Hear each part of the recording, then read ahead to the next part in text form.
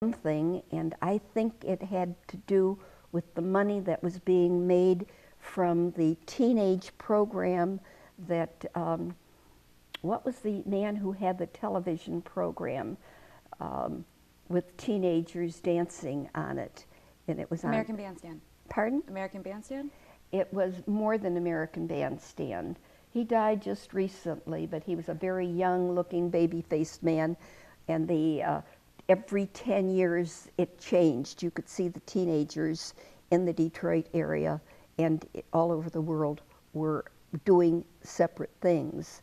But Detroit was the hub for Latin dancing for about 20 years because of the commercial effect that taking ballroom dancing lessons had, that you could have a teacher, an Arthur Murray teacher, teach you your Latin style, unless you were fortunate enough to come from that country. And she was very authentic in her breakdown of material that we were allowed to teach in the studio. So you guys had a very controlled market on the Latin dancing in terms of The two people in the Detroit area that I called on to ask what was Detroit like before we took lessons, and they did not remember much Latin. I believe that the influence of Doris coming to Michigan and taking advantage of the Latin bands that were here in the small little nightclubs, she was right with the times that was happening. Her background was vaudeville, and when vaudeville died, she went into ballroom because that was what the Arthur Murray system was starting to develop. And it all started with the big band era. People were not doing European style dancing. America was picking up and starting to do its own little thing when swing came about. And the story about Foxtrot is Mr. Fox did a trot. And it was picked up by exhibition dancers like Vernon and his sister, who danced professionally for showcases. So in the dance world, you either danced for yourself because you enjoyed it, or you had tendencies to want to compete and do performances. People who had ballet and jazz training were wonderful candidates for that. So I remember in high school, Friday night, we put our bobby socks on, our ankles, our big fluffy skirts, and we went solo to the high school dances with our girlfriends. And you danced dances like the Delphoid and this new stuff called swing. And it isn't the swing that we're doing today. It was the halftime sophisticated swing, and it was the swing of the G.I. Joe from the service. Right. They were dancing overseas and bringing their influence to France and England. Then on Saturday night, if you didn't have a date, you couldn't go dancing, because Saturday night the school bands played to the couples. So they would play some of the smoochy, huggy type of dancing where you stay in place and belly rub, as some of us called it. But the schools all picked up the music that was popping out at that time from the big bands. Even here in Detroit. Pardon? Even here in Detroit. Oh, Detroit especially, because once the Latin rhythms got loose and our Latino population started getting pat on the back for their beautiful, beautiful styles and rhythms, people started looking for places to learn it. And you either picked it up because your buddy knew how to do it and he taught you or she taught you, or you started taking dancing lessons. Joe Cornell broke away from the Arthur Murray Dance Studios and opened up in Oak Park a community of very disciplined children's classes. Other teachers, when they left the Arthur Murray system, became independent, and we, including myself, taught at YMCAs. Some of us taught in nightclubs. The East Side boasted about a man called Paul Strasberg that had the courage to teach manners and courtesy to his teenage classes, and the Latinos present their young daughters at a cotillion presentation where Papa dances a solo with his daughter and then presents her to the date of the evening.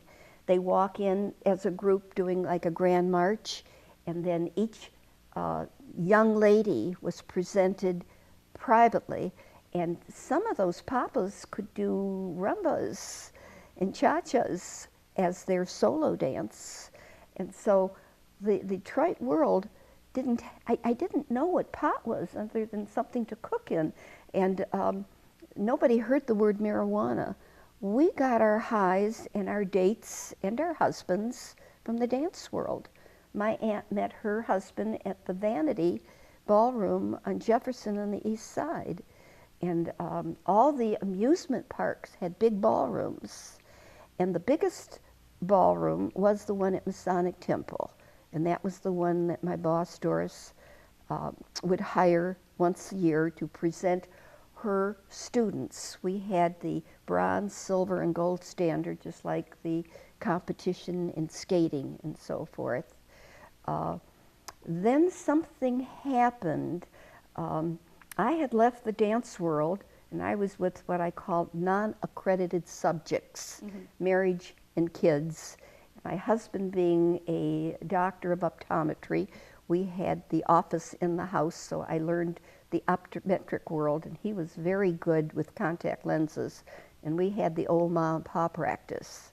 The kids had to stay on their side of the house when we had separating the business from the lessons. family. Yeah, one Right. side of my house was zone professional office, the other was home, and then I couldn't let go. I started teaching classes and taking lessons myself. This thing called belly dancing, country western, and line dancing started to get popular. About what time was this? What years was this happening? I've got it written down, and I don't want to look it up because each one of these things came in at a different time. Travolta was in the 70s. He brought back the disco. Right. And after that, a series of fast types of dancing, jazz and bop, all came in. But there was a change every 10 years. And there was also a change in the Detroit population. And as we had more of people of color coming into our community downtown Detroit, the original dance place, the Greystone Ballroom, started to change, and population changed too. My God, we were moving out into the suburbs. Places like Eastland was opening up, and ballroom dancing was still done at the Jefferson Beach amusement park, had a ballroom out there. But that was minimal, right? Compared to But what it had that been in all its heyday. changed with Mr. Chubby Checker's song that allowed the young people not to touch, to get out and do their own thing, to shine, to do solo work. And each solo type of dancing seemed to come back with the history of the people that were dancing it.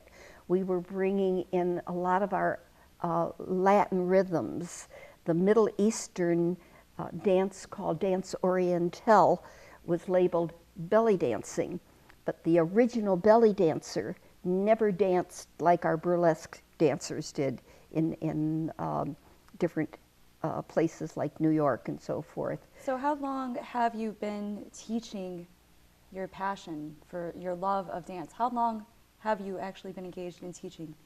I turned 84 this year, and I started when I was 18 or 19.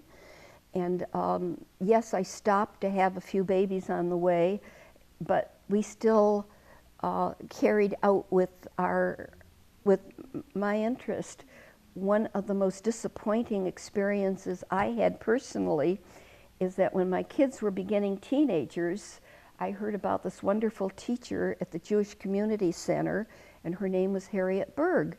And she wasn't teaching regular ballet and jazz. She was teaching what's called contemporary, modern, Isadora Duncan stuff.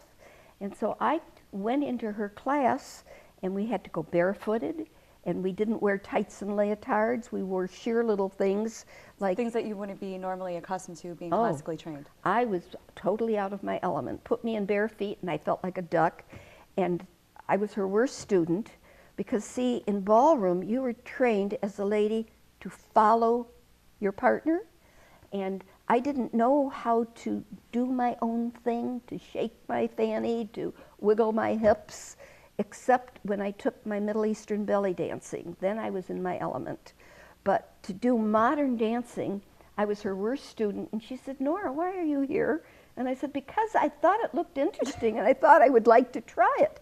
But keeping with the basics is really where your heart has been for my these generation past years. was taught, shut your mouth, don't give an opinion, you're a girl, be sweet, be nice. You don't show leg, you don't show. You keep it prim and proper. I was trained by a very prim and proper lady. If she saw the costumes of today, she would have turned over, because the dancing was what you were doing. You were not giving the wrong impression by the kind of attire you were wearing. And so this is an aspect that you continue to teach to your students, young and old, right? I try to teach my classes to say thank you and please, and not just, hey babe, come on, let's dance. And then when the dance is over, he walks up the floor and she's standing there. We were trained with a little respect for each other. And those are good words to live by. Nora, thank you very much for sharing your story with us. Thank you. We'll see you next time on Friendship Focus. I'm Errin Stegich.